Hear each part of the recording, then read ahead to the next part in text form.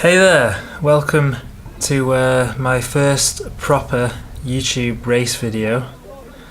As you can see in the bottom right hand corner, it's the Yorkshire Summer Cyclocross League. Now, I'm a northwest lad from Manchester, but we make the journey across the border from the red country to the white country, and yeah, we start the racing. So as you can see, it's the usual anarchic start. I just missed out on getting gridded, so I think I started on the third row, and as soon as the whistle goes, it's just, as you can see, just an absolute mad sprint. Now the good thing about this course was that it started immediately up a really steep hill, and what that does is it calms everyone down a little bit, so you don't have to go in the red for too long, and then you get that breather on the first corner and it starts winding. Now you can already see how sort of thinned out the pack is, and what I'm going to do is I'm just going to show you the first lap so you get an idea of it. Already getting stuck there. I was determined on this bit to try and stay on my bike rather than jump off. I thought, practice my technique, make it easier so I don't have to clip back in. See, even here I'm still on my bike just about. It's no faster or slower at the minute, but I always try and take the outside line so you've got a bit more space. Still on the bike, oh yes, okay. And then now you got a chance to put the power down. These are the bits where I'm normally a bit better at. Certainly as well the first few laps when people have gone hell for leather, and after they've done that sort of 30-second effort, they just need to catch the breath back, whereas the training I've been doing, I'm a bit better at recovering from that and I can just carry on. So yeah, this is the second race of the season, the summer season that is. I did the first race 2 weeks before this one, and that was before any cyclocross specific training, and it was absolutely knackering. Been doing a lot of longer rides, a lot of sort of base miles, and getting your heart rate back up to, you know, close to maximum for 40 to 50 minutes. It was just horrendous. And yeah, so I ended up, I think I came 40th place. Oh, there we go, another guy just stopped there. So yeah, 40th place. Now, last year when I did the Summer League, I was coming 30th maybe, sometimes 20, in the 20s if I went really well. So that's my sort of standard. The Yorkshire Cross League is very high quality. You get a lot of, I mean, the top riders in the country.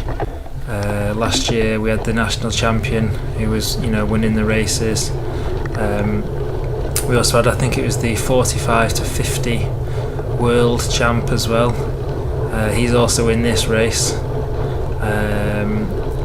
So yeah, it's a real mix of riders, lots of very good junior talent, lots of veterans who don't look any good until they burn past you with their hairy legs, and raggedy old cantilever brake bikes. So yeah, you can't really judge who's going to be good and who isn't.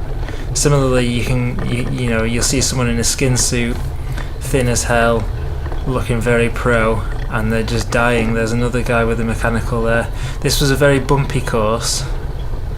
I think it was an old tip. You can see all the bricks there piled up. So it was very bumpy. There was a lot of chances of chains coming off or punctures. So you did have to be careful about that. So I made sure that my pressure wasn't too low.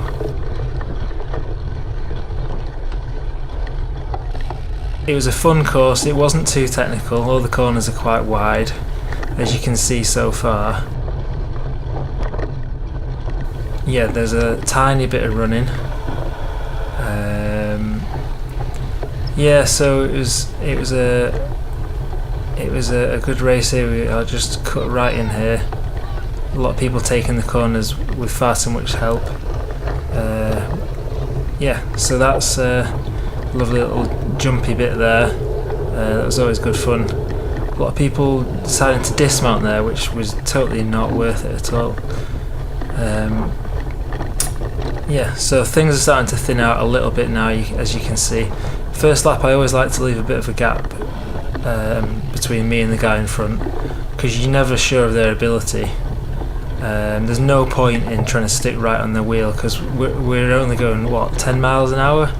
You're not getting that much slipstream. It wasn't a windy day, so there's very little point in getting dead close if they can't take a corner properly. Here's a fun little running bit here, having to do a bit of a dismount whilst on a hairpin turn. Always good to sharpen those skills, and then clip back in. And this is where I like to sort of try and keep up to speed. The uphill bits are where I favour. The sort of 10-second efforts where you can pretty much go maximum. They're the bits that I like. And then now again you get another little chance for a breather, tight little corner, and then after this we have just like a little bit of tarmac, which is a nice little bit of respite from the bumpy grass, because like I say, it was incredibly bumpy. I didn't have any gloves on, but I probably could have done with having some gloves on just to take some of the vibration. I still had my tubular tyres on from winter, just because it's like riding on pillows.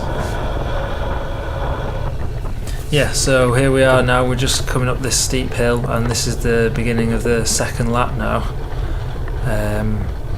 Yeah, so this is the bit again, I just managed to make up a few places every time going up this hill.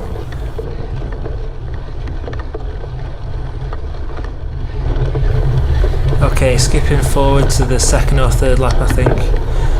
This guy had zoomed past me and I've been following him for a while now, seems to be going at a similar sort of pace. Just coming up here, and ouch! Look at that, the chain just gone straight, snapped. I don't know whether it was a bad link or just too much power, an old chain. But yeah, it's totally, that's his race over there, and I'll speed up now. Just wanted to show you a little example. So here's this little brick bit again. This guy dismounts, whereas I just choose to bunny hop over the little curb bits. He has to remount, he has to clip back in, and with no extra effort I've gone past him. That's always one of the debates in a cyclocross race, which is always fun to talk about before and after. With no effort I've gone past him there.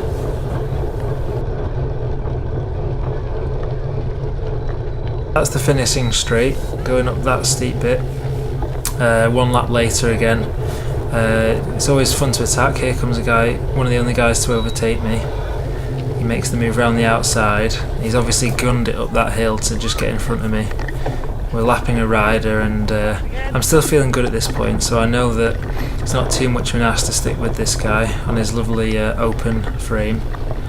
And I just sort of try and stick with him and see if there's any chance to overtake. We're like I say, we're lapping a lot of riders now already, so you can see you've got to sort of navigate around them as well. Now he goes around the outside, and I just take the inside line there, almost use her as a shield, and sprint to go up in front of him.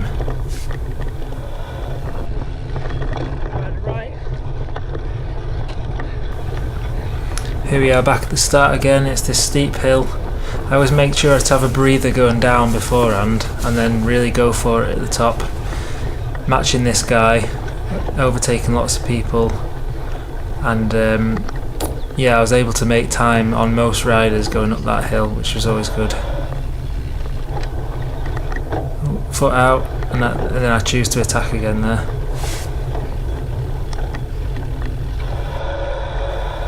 Okay, zooming forwards again. There's these two riders here, one with the orange helmet and the guy in green in front of him, and I just managed to bridge the gap to these two, who didn't even know I was there at this point, and they're really sort of fighting it out, I think. Again, it's a war of attrition, this, so I've managed to bridge the gap to them, but I've not quite got the energy to attack them yet. I thought I'd just stay behind and try and catch my breath. I know I've got a bit of a gap between me and the people behind, so I'll stick with these, setting a good pace, and here we go. I shout that we're being chased now, and immediately that speeds them up, which helps me out. Here we are again, going the downhill. I try and not pedal and just really just slow my breathing down. Have that 10 seconds of catching your breath back. Again, try and brake as little as possible because it really was a wide corner. You didn't need to slam on the brakes. And then these two are looking a bit tired now, so I decide that yes, you know, I can go on the attack again, go up this hill, really try and get past them before the top. And yeah, that works very well for me. And then now here we are. This chap is the I think he's the over 70s world champion. That's his world champion jersey there. And I was following his wheel for about a minute, and that was really entertaining. Well, it wasn't entertaining, it was interesting because you could see his technique was fantastic. He obviously didn't quite have the power, but his cornering and everything he was doing was very impressive. Okay, and now here we are. It's the final lap now. This guy in front in the red bike, I didn't realise. I thought I was lapping him, but it turned out he was actually the man in 20th place, and I'd just overtaken him there. I just managed to catch up with him. I had no idea, so I overtook him and realised afterwards he was right behind me this entire time now. So we're coming to the final few corners of the race, and look how clogged it is with riders. So you're constantly shouting left and right, trying to get past them whilst they're doing their own race as well. So it's a real mix of abilities, and that's what makes it very entertaining. You can see the varying level of speeds. All these riders I'm trying to get past. Just coming to the final bit now. Again, trying to overtake wherever I can. The guy is right on my wheel. He's desperately trying to get past me, overtake me. The man in the red bike. So we're coming to the final corner now. Again, I have to try and take it tight and then sprint to the top. Absolutely knackered. I've barely got any sprint left at all. And yeah, I stopped pedalling right at the end there, and he almost got me. He was just behind. Here he is on the left now. He threw his bike over. I had no idea. I was totally oblivious. It's my own fault, and I nearly lost that top 20 position there. So yeah, very happy. He didn't lap me, the leader. So I managed to finish on the lead lap. I think I was about 4 minutes behind the guy who actually won it. So for me, that's a fantastic result, and especially after coming 40th 2 weeks before, I'm absolutely knackered now. And yeah, ready for my rice pudding and my conclusion at the end of the race.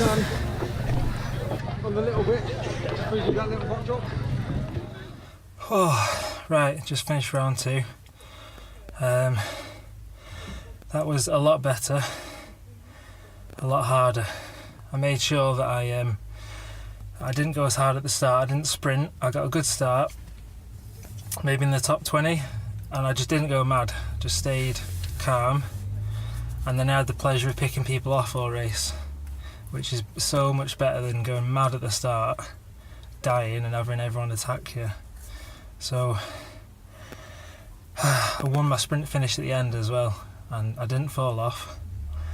I'm thoroughly dehydrated now. Brought my rice pudding with me.